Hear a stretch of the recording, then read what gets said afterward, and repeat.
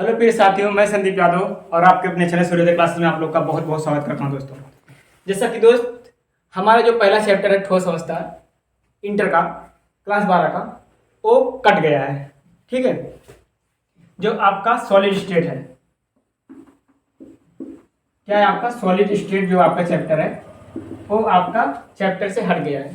ठीक है, तो आप लोग उसको मत पढ़िए क्योंकि आपका जो है टाइम अभी कम है। क्योंकि अब अगर कोई चाहेगा कि सिलेबस को एंड कर लें तो इम्पॉसिबल है। ठीक है, क्योंकि आपको अगर गहनता से अध्ययन करना है तो उसके बाद ही सिलेबस आपको कंप्लीट करना होता है। अब देखो, आपको नंबर लेके आना है। क्या नंबर लेके आना है? पड़ोसी के सामने आपकी नाक बचाना है। ठीक है, पड़ोसी के सामने, भैया के सामने, माता पिता के सामने आपको नाक बचाना है, कैसे पास हो जाए। ठीक है, तो नाक बचाने के लिए अगर हो तो आप सूर्योदय क्लासेस पे आओ और सीखो। इंपॉर्टेंट वीडियो जो आपका दिया जा रहा है उसको आप वॉच करो और समझो, एक नोट्स बनाओ। उसमें आप क्या करो, जहां आपको पढ़ाया जा रहा है उसमें सारी चीजें आप नोट करो। जो भी एक एक बात बताई जा रही है यहाँ पे वो आप नोट करके अपने माइंड में फिट करो।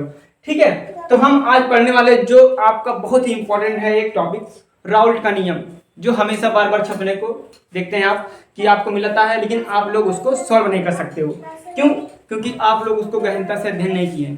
लेकिन मैं आज बताऊंगा, ये ध्यान रखिएगा, जिंदगी भर भूलने वाला नहीं है ये जिंदगी भर आपको पक्का याद रहेगा।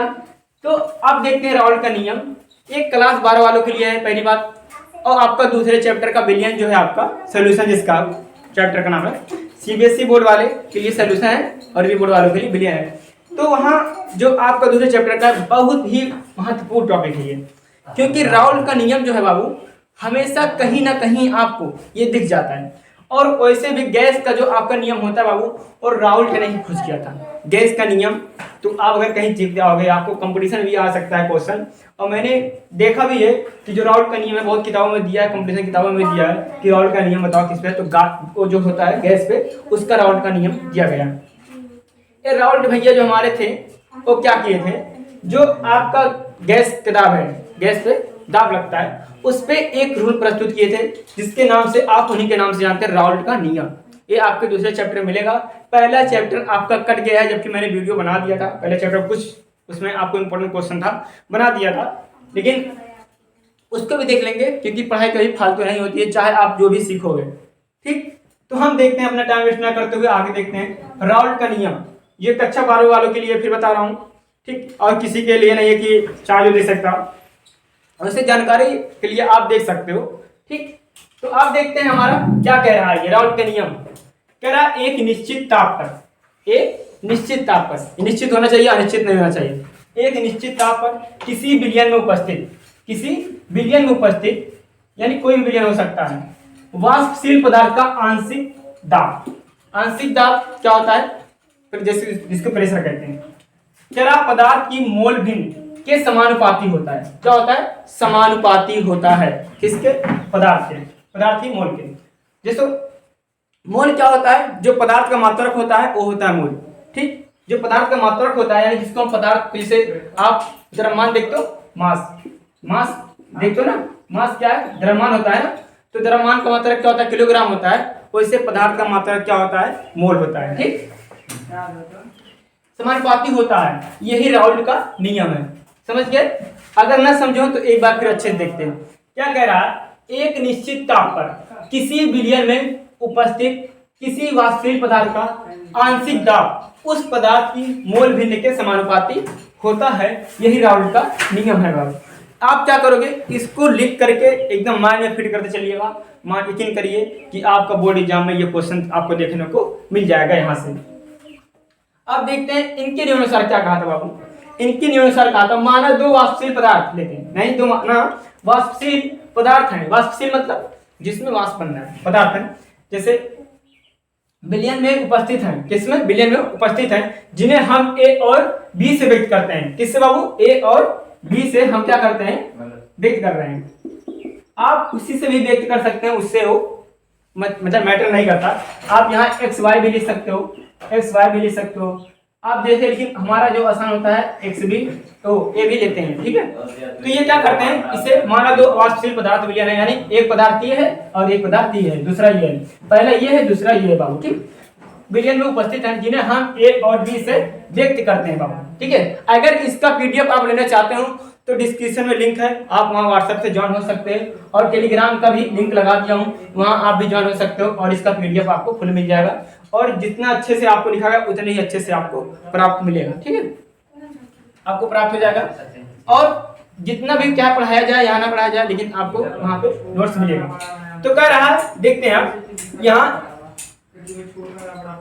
कह रहा यहाँ ए पदार्थ का, ए क्या है बाबू आपका, ए क्या है आपका दाब का आंशिक दाब, यानी पदार्थ का क्या हो आंशिक दाब है, जो आपका ए है, ये पदार्थ का क्या हो आंशिक दाब, इसको पी ए लिखिए, पी ए लिख सकते हैं कि नहीं लिख सकते हैं आंशिक दाब को, पदार्थ ए, ये पदार्थ ए है तो आंशिक दाब को हम क्या लिख सकते हैं पी ए लिख सकते हैं, लिख सकते हैं, हो गया। अब पदार्थ बी का आंशिक दाब क्या हो जाएगा हमारा, पदार्थ बी का आंशिक दाब क्या हो जाएगा आपका पी बी हो जाएगा, यानी पी ए के लिए आंशिक दाब पी हो जाएगा और बी के लिए पी बी हो जाएगा।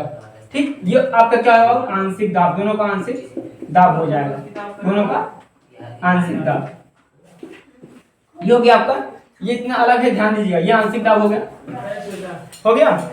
अब कह रहा था ए पदार्थ का मूल भिन्न है एक्स है, इसका जो मूल भिन्न है बाबू, ये ए का पी ए जो है इसका मूल भिन्न है,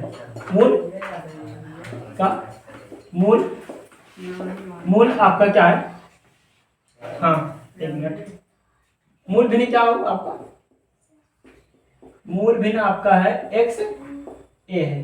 ठीक, और इसका पी बी का क्या हो जाएगा पी बी का, इसका यहाँ एक्स बी हो जाएगा, एक ए सॉरी हाँ एक मिनट, आंशिक दाब पी है और आपका पी बी हो जाएगा,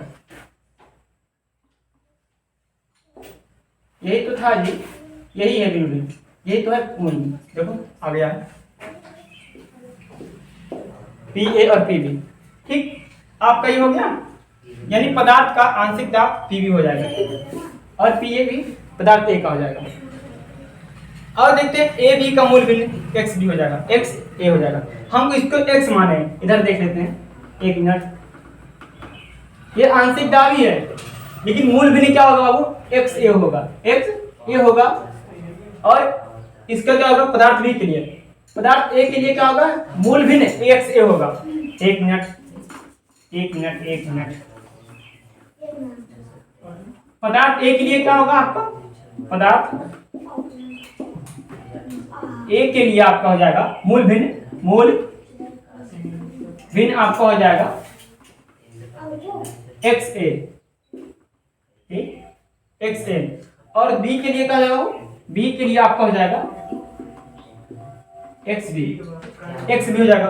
अब देखते हैं हमने क्या बोला था कि दाब पदार्थ का आंशिक दाब पी ए उस पदार्थ की मूल भिन्न के समानुपाती होगा, जो इसके बाबू क्या होगा समानुपाती होगा, समानुपाती कैसे होगा बता रहा हूं,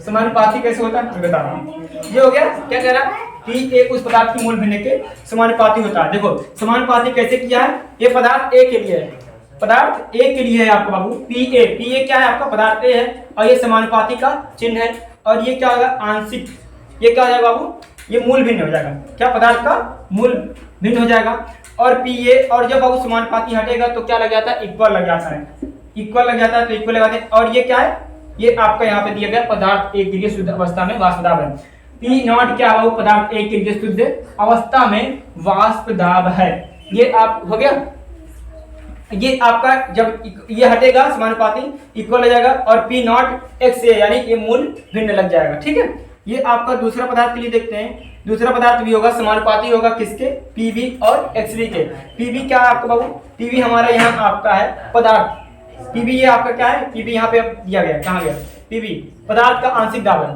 पी बी क्या है पदार्थ का आंशिक दाब है, और एक्स बी क्या है आपका मूल भिन्न है पदार्थ बी के लिए, पदार्थ दूसरे पदार्थ के लिए क्या है आपका एक्स बी क्या है दूसरे पदार्थ का मूल भिन्न है। ठीक, ये आपका हो गया, अब पी बी जब ये भी हटेगा ये हट जाएगा बाबू तो आपका क्या लग जाएगा इक्वल लग जाएगा, और पी नॉट बी क्या हो जाएगा आपका पी नॉट बी पदार्थ बी के लिए शुद्ध अवस्था में वाष्प दाब हो जाएगा। ये इतना समझ में आ गया कैसा है, जब देखो पी ए क्या है आंशिक वाष्प दाब, पदार्थ का आंशिक वाष्प दाब पी ए है, और ये समानुपाती होता है आंशिक दाब के, ठीक, ये आंशिक दाब के क्या होता है, मूल भिन्न के समानुपाती होता है। तो देखो पदार्थ ए का मूल भिन्न क्या होगा, वो एक्स ए होगा, इसके समानुपाती होगा। समानुपाती हटता है तो आपका लगता है क्या, इक्वल लगता है ना, इक्वल लग जाता है, इक्वल लगता है तो ये आपका पी नॉट ए हो जाता है और एक्स ए हो जाता है, जिसको कहते हैं मूल भिन्न कहते हैं। और पी ए क्या बाबू, पी ए पदार्थ ए के लिए शुद्ध अवस्था में क्या है, वाष्प दाब है। और देखो इसी प्रकार पी नॉट बी आपका क्या होता है, पदार्थ बी के लिए शुद्ध अवस्था में वाष्प दाब होता है। ठीक है, आप इतना समझ गए होंगे मेरे हिसाब से। बल्कि अगर ना समझे हो तो आपको अगर न समझ में आया तभी कमेंट बॉक्स में बताइएगा। और अगर इसका आपको नोट्स चाहिए तो आप जरूर से जरूर बताएं, हम आपको ऐसे ही वीडियो आपको लाते रहेंगे। और मुझे उम्मीद है पूरा कि मेरे स्टूडेंट को ये वीडियो समझ में आया होगा। ये क्या कहते हैं, इसके फीडिंग आपका जो है राउंड का नियम बहुत बेहतरीन तरीके से समझ में आया होगा। ठीक है, तो आप लोग ऐसे ही मजबूत तैयारी करते रहिए, मैं ऐसे ही वीडियो आपके लिए लाता रहूंगा। बहुत ही इंपॉर्टेंट है बाबू, बहुत ही इंपॉर्टेंट वीडियो है आपके लिए। कक्षा 12 2024 के बोर्ड एग्जाम में छपने वाला क्वेश्चन ये है। ठीक है, तो आप लोग दोस्तों इसी प्रकार आप जिस प्रकार हमारा सहयोग कर रहे सूर्य क्लासेस का, उसी तरीके से आप सहयोग करते रहिए, क्योंकि आपने जो अभी तक सहयोग किया है मैं उसके बहुत बहुत आभारी हूँ। आपने अभी तक हमारा बहुत सपोर्ट किया है और आगे करते रहेंगे। ठीक है, तो आज का सेशन यहीं पे एंड होता हुआ दोस्तों, फिर मिलते हैं नेक्स्ट वीडियो में। जय हिंद, जय सूर्य क्लासेस।